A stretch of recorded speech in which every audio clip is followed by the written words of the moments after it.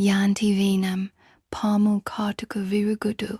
ఇది గుర్రాల నుండి యాంటీబాడీస్ సేకరించి తయారు చేస్తారు. ముందుగా పాము నుండి విషం సేకరిస్తారు.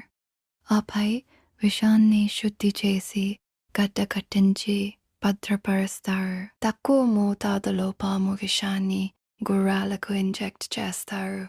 ఇది వారి రోగ నిరోధక శక్తిని పెంచుతుంది. తగినన్ని యాంటీబాడీస్ తయారైన తర్వాత గుర్రం నుండి రక్తం సేకరిస్తారు.